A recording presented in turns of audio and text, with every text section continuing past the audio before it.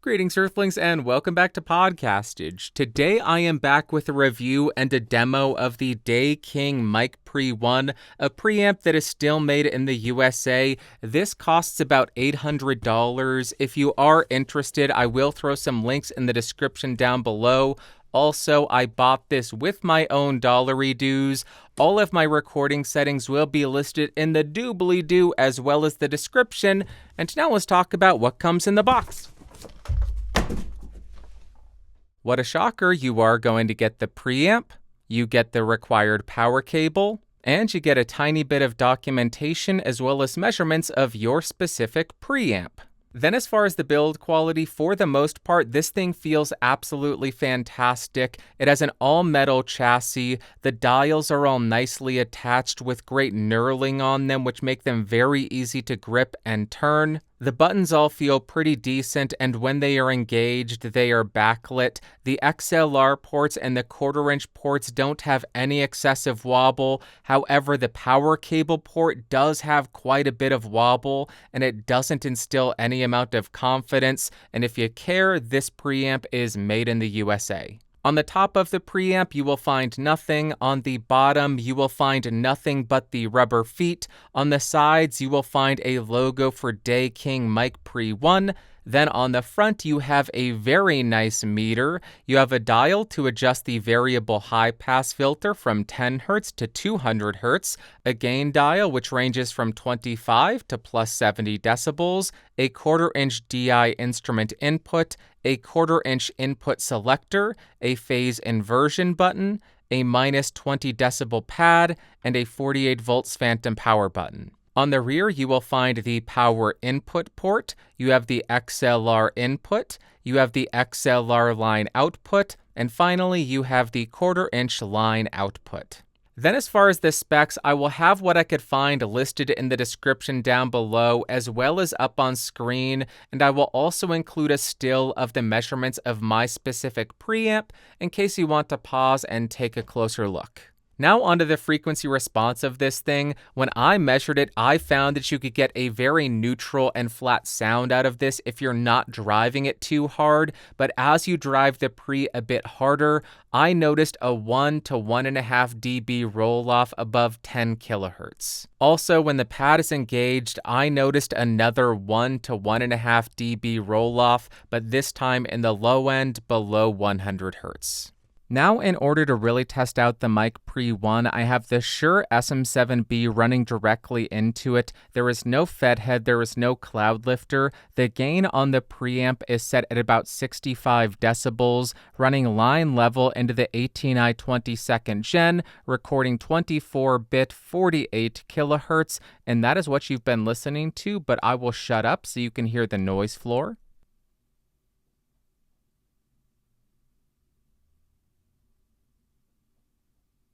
And with this setup, I am hitting levels between minus 12 and minus 9 dB, which I think is perfectly fine for recording the SM7B, so it has more than enough gain. But what if I were a quiet talker? I will go ahead and start whispering. This is how it sounds at this gain level, but let me go ahead and increase it to 100%. Now the gain is set at 70 decibels. I am whispering about 3 inches away from the 7B. And here is how it sounds. Listen to the noise floor.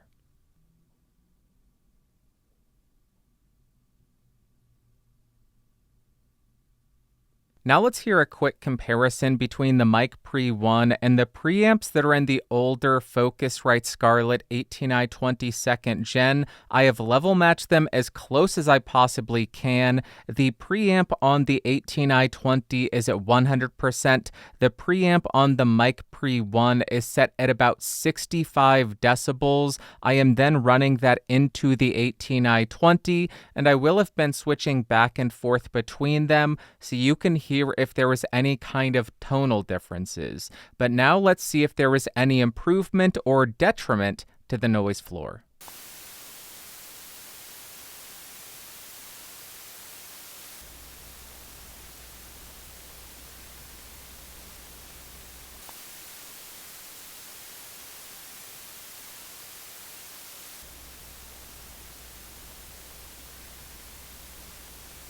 Now let's hear how the Mic Pre 1 compares to some other higher-end outboard preamps. So right now you're hearing the U87 through the Mic Pre 1.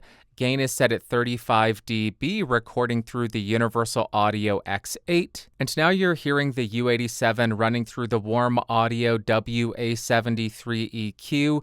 Gain is also set at 35 dB, and no EQ is engaged. That is also running into the Universal Audio X8. Here is a single performance that I will play back through both preamps so you can hear if there is any kind of tonal difference. Here is a single performance that I will play back through both preamps so you can hear if there is any kind of tonal difference. Now here is another comparison of the Mic Pre 1 against a second outboard preamp.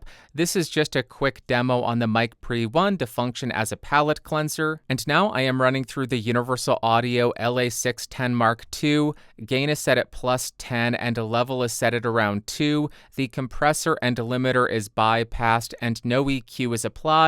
And here is how it compares to the Mic Pre 1. Here is another single performance that I will play back on both preamps so you can hear if there was any kind of tonal difference. Here is another single performance that I will play back on both preamps so you can hear if there was any kind of tonal difference. Now I want to demonstrate the variable high-pass filter on this thing, so I am right on top of the 7B to really exaggerate the proximity effect. The high-pass filter is currently turned off. I will rotate this. We are at 10 Hz, 20 Hz, 30 Hz. This is a 30 Hz high-pass filter. Continuing, this is 40. Now we are at a 75 Hz high-pass filter. This is going to be what a lot of people like for spoken word. Continuing to 120 Hz, and then we can rotate this all the way up to 200 Hz. Really starts to eat into those bass frequencies of the voice, but there you go. That is the variable high-pass filter. Very useful tool. Now let's see how the phase inversion works. So now I have inverted the phase. Here is how it's sounding. Now I have flipped the phase back to normal. Here is the phase inverted 180 degrees and back to normal. Now let's see how the -20 decibel pad is engaged. So I'll keep talking and engage the -20 dB pad. When I disengage the pad, we go back to 0 dB instantaneously. Now let's see if there was any kind of muting if you engage the phantom power button, so I will go ahead and press the 48 volts button. Phantom power is now engaged and it did not mute anything. Let me hit it again. Phantom power is now off. There is no muting at all when you engage or disengage phantom power. Now let's jump to the music test where I'll demo a DI drum machine, a DI acoustic guitar, a DI bass, and some mic'd up guitar cabs to see how it sounds.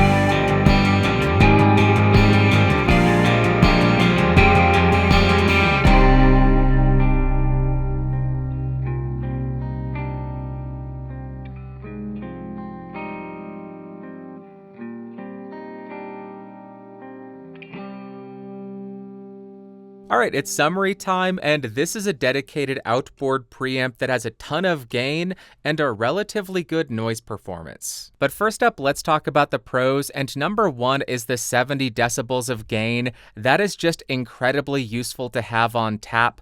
On top of that, the gain is relatively clean. It has a pretty darn good noise performance. Then we get to my favorite feature, the infinitely variable high-pass filter from 10 Hz all the way up to 200 Hz. I absolutely love this feature, being able to fine-tune exactly where you want that high-pass filter, as opposed to getting a couple of options at 50, 80, and 120 Hz. You're also getting a very functional DI box in case you want to run any instruments directly into your recording. The meter on this thing is awesome and very granular, and I am just a huge sucker for this, but it is made in the USA, and I like that. I think that makes me a free-a-boo or something, I don't know, but I love that.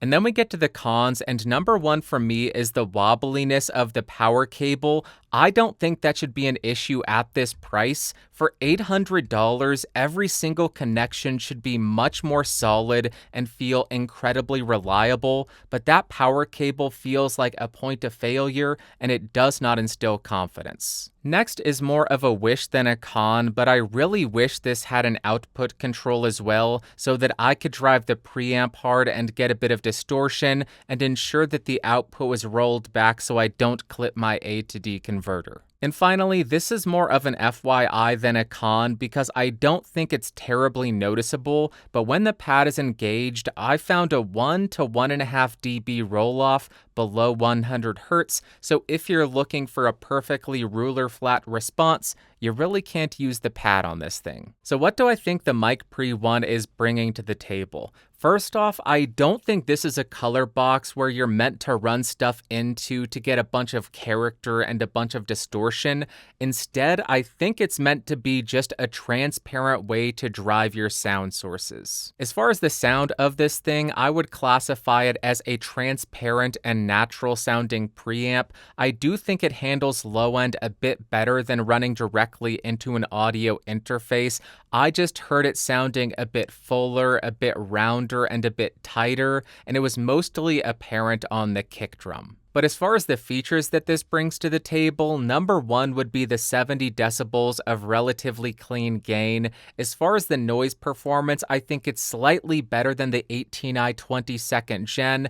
The noise profile was different. The 18i 20 had more high frequency noise. The noise on the Mic Pre 1 was more focused in the low frequencies, which is easier to get rid of by throwing on a high pass filter. You're also getting that really nice DI function, a 20 decibel pad, a phase inversion, and as I've said already, my favorite feature, the infinitely variable high pass filter between 10 Hz and 200 Hz. And to wrap up, would I recommend the Daking Mic Pre 1? Kind of. I think it's a good sounding preamp, it's transparent, it has tons of gain, it is low noise, and it has a good DI input. I know I'll be crucified by the audiophiles for saying this, but so do a lot of audio interfaces. In 2009, I am sure it was much more difficult to find an interface that had a decent preamp that was low noise with plenty of gain that also offered a good DI input, but in 2024, a lot of audio interfaces are getting pretty darn close to this. Nowadays, it seems like most $200+ audio interfaces offer preamps that are pretty darn flat, they have tons of gain, they have very respectable EINs, and you can plug directly into them and get a very usable DI signal. So the reason I'm saying I only kind of recommend the Mic Pre 1 is not because I dislike it. I think it's a good sounding preamp, and I think it sounds better running sound sources through this preamp compared to running them directly into an audio interface. But as interfaces have improved over the last 15 years, it seems like the delta in performance between the Mic Pre 1 and an interface's internal preamp has shrunk quite drastically, and now they're getting pretty darn close, and I don't know if I can personally justify the $800 price tag for that slight improvement. Your mileage may vary though, and I know people swear by this and love this. If you are looking for a dedicated outboard preamp with tons of clean gain, a variable high pass filter, and you are also a sucker for Made in the USA, and $800 is within your budget, I know that's a lot of caveats, then I think this is a decent option. Alright, that's all that I've got for you today. If you found this video fun, interesting, or helpful, go ahead and give me a thumbs up. Hated it, big ol' thumbs down. Go ahead and let me know in the comments if there are any tests that I'm missing from my preamp reviews, and I'll try to add it in the next review. Videos like this are made possible by the financial support of the members of this channel, so thank you to them for allowing me to buy this gear to review, and thank you to you for coming by and watching and listening. I love you. I will talk to you later. Bye-bye. Whoa, whoa.